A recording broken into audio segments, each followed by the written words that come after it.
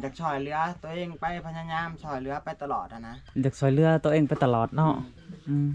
มแบบว่าถึงว่าเฮาสิกีการทั้งนี้แต่จิตใจเฮายังสู่ต่อไปได้นะเจ้าเป็นคนที่เท่าไรอายเจ้าเฮาน่ะเป็นคนที่ชามเป็นคนที่3เนาะอืมโอ้เป็นคนที่พี่น้อง3เฮาทั้งเบิดน่ะมี8คนแม่นแต่เฮาน่ะเป็นคนที่ชาม ก็คือก่อนอื่นเนาะทุกคนหลายคนก็ถามมาว่าอันชื่อจังได๋เนาะเฮาก็ลืมถามชื่อเสียงเรียงนามเพิ่นเฮานี่ชื่อทองไม้ท้องไม้อืมอายุจักปีอายอายุ35ปี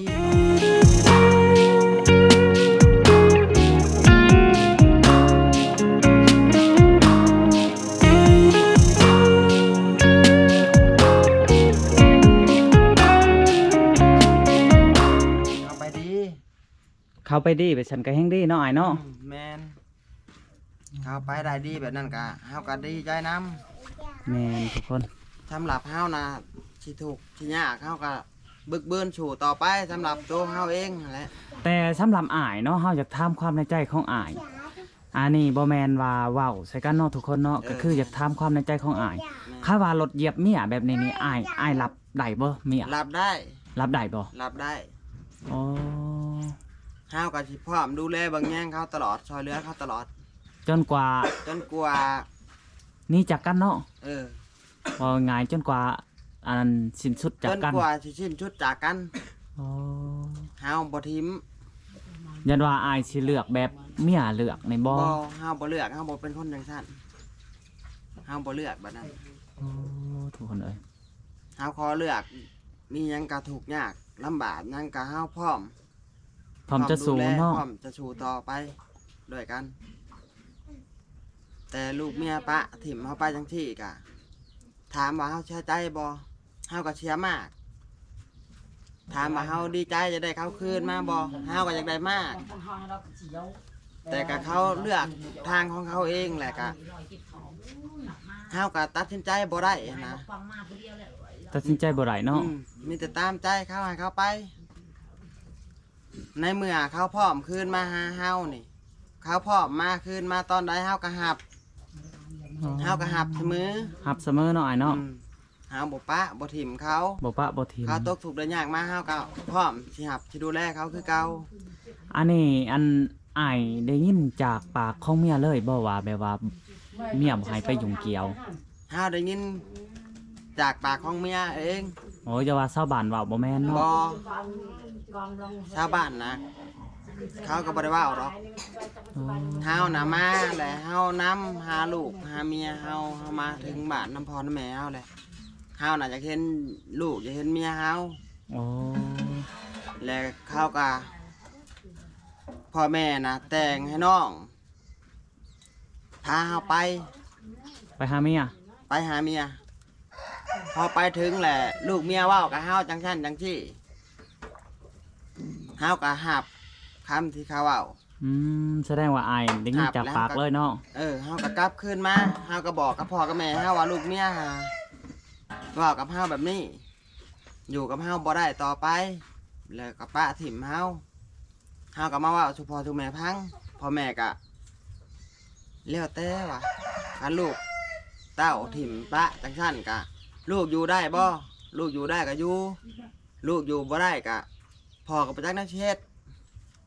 พ่อน่ะเว้าได้นี่ แล้วก็ให้คำตอบพ่อเพื่อพ่อสบายใจเพื่อแม่สบายใจนะเฮาบ่อยากให้เพิ่นเสียใจทางพ่อตะโตเฮานี่ก็เสียใจมาหลายมากเลย ลายเนาะ เฮาบ่อยากเห็นพ่อแม่เสียใจนำเฮาอีกเฮาก็บอกว่าเฮาอยู่ได้ถ้าว่าลูกเมียบ่มาอยู่นำเฮาลูกเมียป้าถิ่มเฮาไกายเขาป้าถิ่มเขาบ่พอใจมาอยู่กับบ่เขาบ่มาแต่ว่าถ้าเขามานี่เฮาก็สิพร้อมอยู่กับเขาบุกตูบอยู่ต่างกับพ่อกับแม่ถ้าว่าเขามาพ่อแม่เห็นดีบ่เฮาเสนอไปนำพ่อแม่แบบนี้พ่อแม่เพิ่นก็เห็นดีเด้เพิ่นก็บอกว่าเห็นดีนำลูกแต่ว่าให้เฮาไปหาลูกหาเมียนี่เฮาไปบ่ได้แล้วพ่อแม่น่ะบ่ให้เฮาไปแล้วเพราะว่าเฮาช่วยเหลือตัวเองบ่ได้ แม่นอายแม่น แล้วพ่อแม่น่ะเป็นห่วงเฮาบ่ให้เฮาไปหาเขาบ่ให้เฮาไปอยู่นำเขา ถ้าว่าเขามาอยู่น้ำเฮาน่ะเขามาหาเฮาน่ะพ่อแม่ก็ยินดีต้อนรับเสมอหั่นนะแล้วเฮาก็ยินดีต้อนรับเสมอลูกเมียมานำเฮาก็ยินดีต้อนรับเฮาก็สิ แต่ว่าอายพังออกจากปากแล้วก็จากใจของเมียแล้วก็คือสิบ่ได้ใดกันดอกบัดนี้เนาะ เฮาก็มั่นใจว่าจังซั่นแหละคือสิบ่ได้กันดอก คือสิบ่ได้กันแล้วเนาะ แม่น อ๋อเพราะว่า คือ เพิ่น สิบ่ได้ดอก เพราะว่าเพิ่นรับสภาพเฮาบ่ได้ เพ เนาะ ราะว่าเพิ่นรับสภาพเฮาบ่ได้เฮาก็เป็นจังซี่แล้วเฮาก็คือสิหาอยู่หากินให้เพิ่นบ่ได้นะ ก็คือทั้งอายนี่คิดอยู่ตลอดมาว่าต้นอยู่ไทยหันยันว่ารถตั้มและเมียบ่ฮู้บ่เห็นเนาะ แม่น ก็เลยว่าอยากให้ตัวเองพื้นโตหายไว แม่น ๆแล้วก็สิกลับไปหาลูกเมีย แม่น เพราะว่าคิดฮอดลูกคิดฮอดเต้าเนาะ แม่น บ่ฮู้ว่าสิซ้ำเติม เฮาก็บ่ฮู้ว่าสิซ้ำเติมแบบนี้นะ แม่นบัดมาแล้วถูกซ่องเด้งเลยเนาะ บาดเฮามาแล้วถึกช่องเด้งนี่เฮาก็แบบอยากให้กันดูว่าซ้ำกันน่ะนะ อืม ใจเฮาน่ะมันเฮ็ดหยังบ่ถูกเลยนะ แม่น เฮาเจ็บซ้ำน้ำโตเฮานี่ก็พอแห้งเลย โดย ผันมาเจ็บซ้ำน้ำทางใจอีกอะนะในระหว่างค่ำอยากหายกับค่ำอยากหัวนะจักจะเอาตัวใดดีนะเฮาก็เลยเห็ดบ่เป็นจักอย่างพอได้แต่อยู่ไปวันๆฮะอยู่ไปวันๆแบบนี้แหละ แม่นทุกคน แต่เฮาก็อยู่ได้ไปวันๆนี่เฮาก็มีความสุขจังหนึงเฮาน่ะหวังอย่างอย่างได้ โอ้คืออายซุมื้อนี่หวังอยากย่างได้เนาะ ต่อไปหาหวังเฮาอยากอย่างได้ ถ้าว่าเฮาอย่างได้เฮาก็สิไปหาเฮ็ดงานเลี้ยงตัวเองเลี้ยงชีพเจ้าของ โอ้ นะ ก็คือทั้งอายเพิ่นทุกคน ตอนนี้ความหวังของเพิ่นก็คืออยากย่างได้ก็คือความจริงแล้วก็ทั้งอายเพิ่นคันว่าดีค่าคักนี่ก็เพิ่นก็อยากได้ค่าเทียมเพิ่นหลายๆกว่าแม่นบ่ แม่น แต่เฮาบ่ฮู้ว่าค่าเทียมนี่คู่ละเท่าใดเนาะ แม่น อันนี้อายพ่อหูอยู่บ่ยันว่าหมอเพิ่นบอกว่าเท่านั้น หมอเพิ่นบอกครับบอก เออหมอเพิ่นว่ามีสิทธิ์ในหยังอยู่บ่แหละ หมอเพิ่นว่ามีสิทธิ์ได้ยาง โอ้ แต่ว่าเจ้าต้องมีเงินหลายค่าเทียมน่ะมันแพง แพง มั เนาะ แพงจนว่า1,200,000 บาทอะนะบาทนี้เงิน1,200,000 บาทนะเฮาสิไปหามาแต่ไสเฮาเป็นคนจนเฮาบ่มีทำพอแต่ค่าโรงพยาบาลรักษาเฮามาได้ซำนี้เฮาก็ยังบ่มีปัญญาจ่ายเพิ่นเลยนะ ยังบ่มีปัญญาจ่ายเนาะ เฮายังบ่มีปัญญาจ่ายเพิ่นเลย โดย จังว่าความคิดเฮาก็คันว่าพื้นว่าเฮาตั้งรักตั้งฐานเฮาแข่งขาเฮาดีแหละเฮาสิคร้านไปหรือว่าเฮาบ่มีตีนยางเฮาก็คร้านไปได้พอมันโดนหยังมันก็บ่เจ็บปานใดแหละเฮาก็สิหาอยู่หากินแบบในความอีหลาอีเลียทรมานของเจ้าของนี่แหละเฮ็ดหยังได้เฮาก็สิเฮ็ดนะ อืม คือขายกระโต้มขายขนมขายกระต้มได้เฮาก็สิเฮ็ด นั่นนะ โอ้โดยก็คือทั้งอายนี่ความหวังของอายทุกคนคันว่าบ่ได้ค่าเทียมเพิ่นว่าเนาะ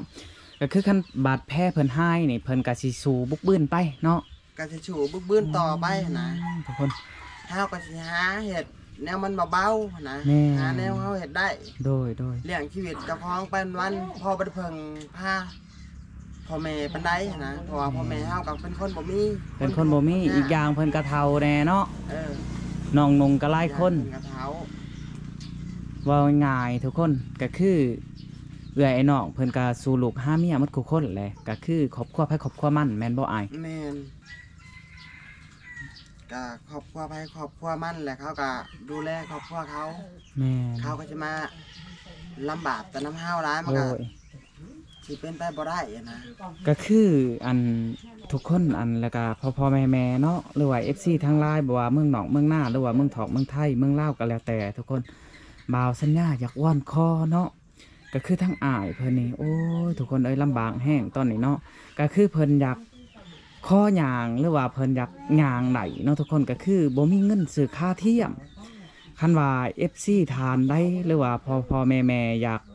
ทำบุญทำทานหรือว่าอยากช่วยเหลือเพิ่นก็ติดต่อหาบ่าวสัญญาได้ทุกคนเนาะก็คือทั้งเพิ่นนี่ก็โอ้ตอนนี้ทุกคนอันถึกมาซ่องเด้งก็คือเด้งหนึงนี่ก็ทั้งรถเหยียบเนาะค่าขาดความฝันว่าอยากมาหาลูกหาเมียอยากมาเบิ่งลูกอยากเบิ่งเมีย แต่สุดท้ายลูกเมียก็ปฏิเสธ ลูก เป็ เมี น ยกับปฏิเสธ เป็นครั้งที่สองอีกเนาะก็คือซ้ำเติม2ครั้งเนาะ แม่น อันนี้เขาเจ้าเอิ้นว่ารถเหยียบทั้งแข้งขาแต่ว่าทั้งใจนี่คือเมียกับลูกเหยียบเนาะ แม่น ก็ว่าแม่นโอ้ทุกคนเอ้ยแต่ว่าทั้งอ้ายเพิ่นนี่เพิ่นบอกว่าคันว่าอันเมียเป็นสภาพนี้เพิ่นจะรับได้เสมอเพิ่นจะสู้แล้วก็ดูแลเลี้ยงลูกเลี้ยงเมียจนกว่าจากกันไป แม่น แต่งงานกันดนแล้วบ่อ้าย8 ปีบ่หรือ6 ปี 6 ปี 6 ปี แม่น ได้ลูก2 คน ได้ลูก2 คน ซ้ำแล้วบ่คนนี่ลูกกก ลูกก็ข้าวนะก็ได้4 ขวบได้4 ปี 4 ปีโอ้4 ปี ลูกผู้น้อยนะก็ได้9 เดือน 9 เดือน แม่น อืม ตอนนี้ฮะก็ได้ ยิ่งหรือ 9 ไส้9 เดือนนี่ ผู้ชาย ผู้ชายเนาะ แม่นผู้หญิงนะได้4 ปีแล้ว ทุกคนเอ้ยทุกสิว่าจังไดเนาะแถวแขนนี่บ่ได้เจ็บบ่อ้ายแถวแขน บ่ได้เจ็บแถวแขนนี่บ่ได้เจ็บบ่ได้หยังธรรมดา ปกติดีเนาะ ปกติดี โดยคันว่าอ้ายแข้งขาบ่ขาดในทุกคนเฮาเบิ่งสภาพแล้วนี่นาจะเป็นคนใหญ่แล้วก็คนสูงน่าจะสูงเจ้าค่อยเบิ่งนี่ มันก็สิตกอยู่1.7 เมตร70อ๋อเมตร70นี่สูงเติบทุกคนกว่าเบาสัญญาหลายเท่าพี่พุ่นแล้วเนาะ อืม อ๋อทุกคนเลยแต่ว่าตอนนี้หันเพิ่นได้มาอยู่น้ำพอน้ำแม่ก็คือเพิ่นนอนในนี่แหละทุกคนคันว่าอยากไปห้าท้องห้าถ่ายก็ได้บื้นไปบางทีเพิ่นก็ได้ขึ้นรอเข็นไป ขึ้นลอกเห็นแล้วก็บื้นไปเข้า บื้นไป ห้องน้ำกับบื้นเข่าแล้ว อืม เอานะ คันมีลูกมีเมียคือแต่เก่าคันว่าเพิ่นดูแลหันมันจะดีเนาะ แม่น มันจะดีไปแนวหนึง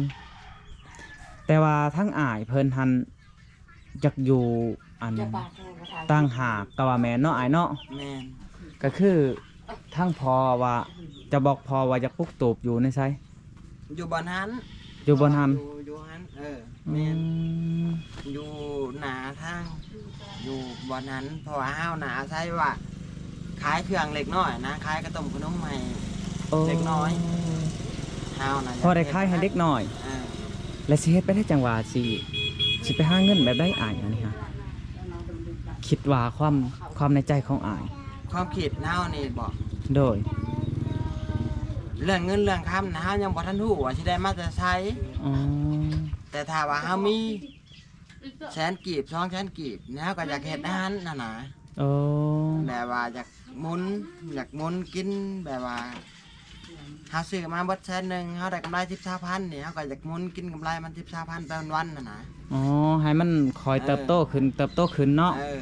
แม่น ว่าง่ายๆว่า แต่ตอนนี้นะยังบ่ทันมี ยังบ่ทันมีเนาะ ยังบ่ทันฮู้ว่าสิได้มาจากไสนะ โอ้ แต่ก็ยังบ่ทันมีบ่เอาบ่นั่นดอก